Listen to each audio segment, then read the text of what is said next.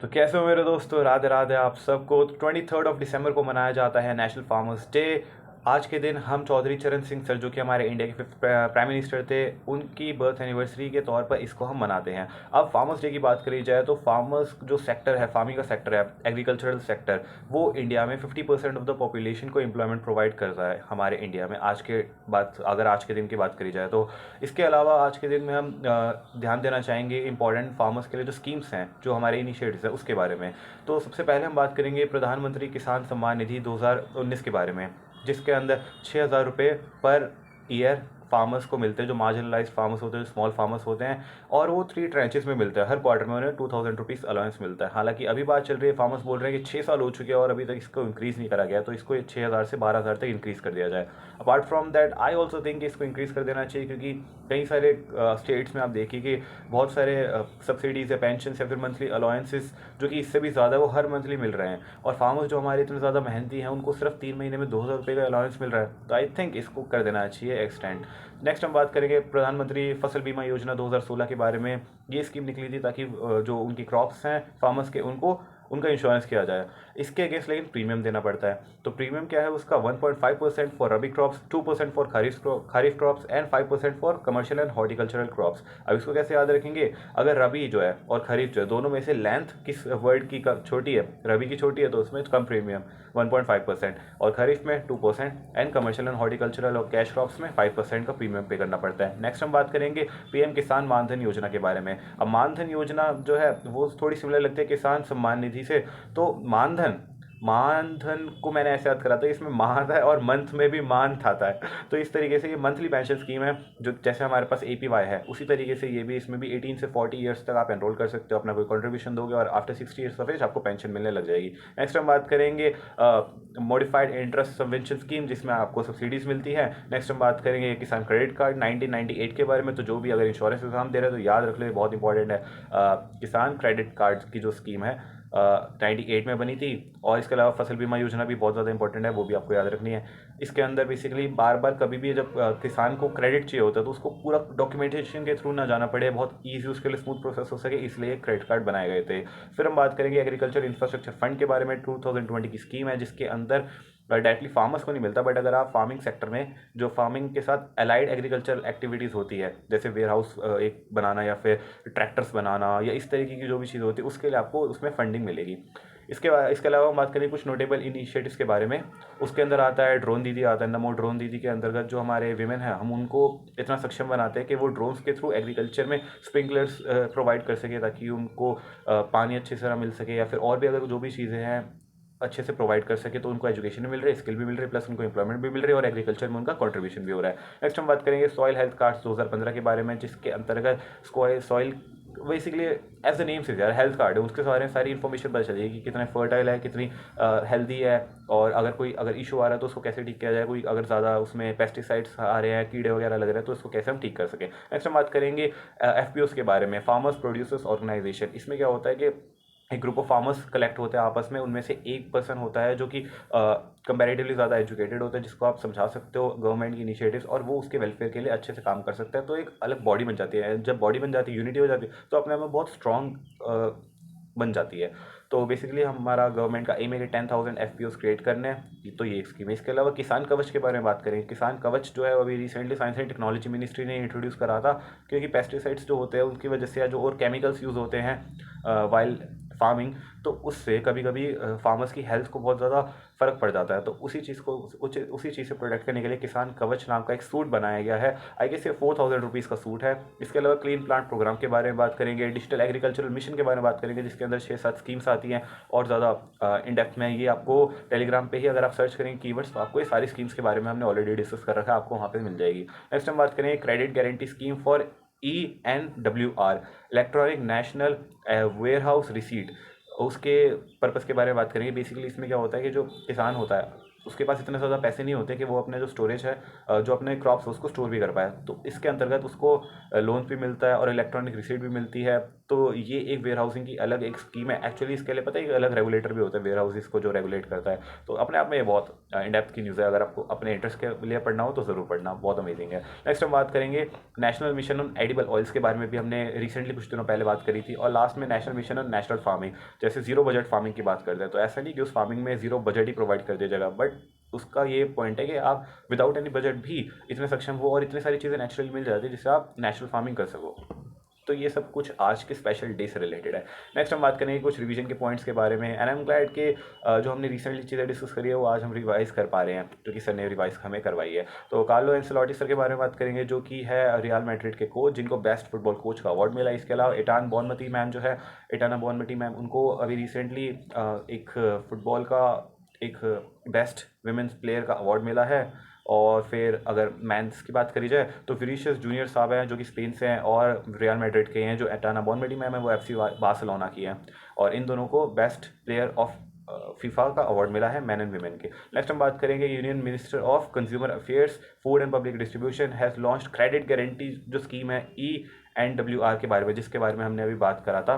तो ये basically loans provide करता है कि अगर इन केस अगर आपको स्टोरेज करना तो कर लीजिए, उसको एज अ लोन हम ट्रीट करेंगे और बाद में आप रीपे कर सकते हैं। नेक्स्ट हम बात करेंगे कि renowned Indian educationist Arun Kapoor sir, जिन्होंने अभी भूटान में स्कूल्स ओपन करे, भूटान के अलावा और भी जगह ओमान में भी और इंडिया के अंदर भी उन्होंने एजुकेशन को बहुत ज़्यादा प्रोत्साहन करा। उसी के लिए उन्हें भूटान किंग के द्वारा बुरा माप, जिसको रेड स्काफ के बारे में रेड स्काफ बोला जाता है, और पतंग के बारे में भी हमने डिस्कस करा था, जो कि वहाँ की सेरेमोनियल स्वॉर्ड है। इन दोनों अवार्ड से उनको अवार्ड किया, मतलब उनको ऑनर किया गया है।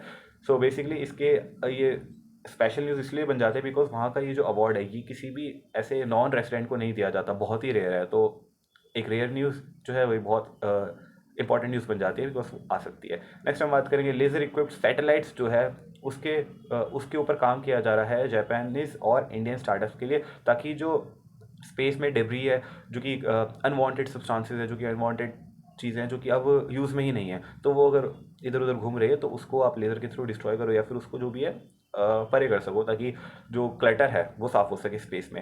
नेक्स्ट हम बात करेंगे विमेन के बारे में कि विमेन एक्चुअली में अभी वर्कफोर्स में सिर्फ 20% ही एम्प्लॉयड हैं, और उसमें से भी जो 10% ही हैं वही सिर्फ की मैनेजरियल पोजीशंस में है। ऐसा बता रही है एक रिपोर्ट जिसका नाम है माइंड द जेंडर गैप। जैसे मेट्रो में सुनता है ना माइंड द गैप, उसी तरीके से माइंड द जेंडर गैप। अच्छे अच्छे नाम है, अच्छा लगता है ये सब चीज़ें सुन के। नेक्स्ट हम बात करेंगे SEBI has extended the ban on futures trading in 7 agriculture commodities till January 2025, ताकि ये चीज़ अभी थोड़ा शक हो रहा है सभी को कि हो सकता है कि इसमें स्पेकुलेशन हो रहा हो। स्पेकुलेशन का मतलब क्या होता है, सट्टेबाजी। इसके अलावा क्या होता है कि फूड इन्फ्लेशन को भी कंट्रोल करना, बिकॉज समटाइम्स सट्टेबाजी के थ्रू ही तो यार वो चीज़ इन्फ्लेशन को बढ़ावा देती है कि अगर कभी डिमांड ज़्यादा हुई तो प्राइसेस हाई हो जाएंगे। तो इसी तरीके से जो फ्यूचर की कमोडिटीज़ की जो मार्केट है उसमें एग्रीकल्चर कमोडिटीज़ को अभी कुछ टाइम के लिए बैन कर दिया गया। फ्यूचर कमोडिटीज़ मार्केट बेसिकली होती है कि आप एक फ्यूचर का एक डेट और उसके एक प्राइस को सेट कर लेते हो। जो बायर और सेलर होते हैं वो आपस में नेगोशिएट करते हैं और बोलते हैं कि इस पर्टिकुलर डेट पर, आई डोंट नो कि उस पर्टिकुलर डेट पर एक्चुअली में मार्केट में क्या प्राइस होगा, बट अभी हम डील कर रहे हैं कि जो भी मार्केट में प्राइस होगा उस दिन मैं आपसे उस रेट पे वो खरीदूंगा, ठीक है। तो बेसिकली एक तरीके से रिस्क एवर्जन का स्ट्रेटजी होती है जिसमें आपको फ़र्क नहीं पड़ता। आप अपने दिमाग से कह सकते हो कि हाँ मैं इतना मेरा इतना माइंडसेट है और इतना मेरी प्लानिंग है कि उस डेट पर मैं उतना खर्चा अफोर्ड कर सकता हूँ, तो इरिस्पेक्टिव ऑफ द मार्केट सस्ता हो या ज़्यादा हो मैं उस डेट पर उतना खरीदूंगा। हाउएवर कोई ऐसा स्ट्रिक्ट रूल नहीं है कि आपको खरीदना ही है, you always have the option. Next हम वो अलग बात है, थोड़े बहुत लॉसेस वगैरह होते हैं। नेक्स्ट हम बात करेंगे कि अभी रिसेंटली असम के अंदर डॉल्फिन की जियो टैगिंग के बारे में बात की गई थी। तो ये एक first ever geo tagging of dolphins हुई है in in regards to wildlife conservation. तो that is it from the point of view of revision. अब बात करेंगे आज की न्यूज़ के बारे में। तो 25% ऑफ India total area under green cover, ये है 25%।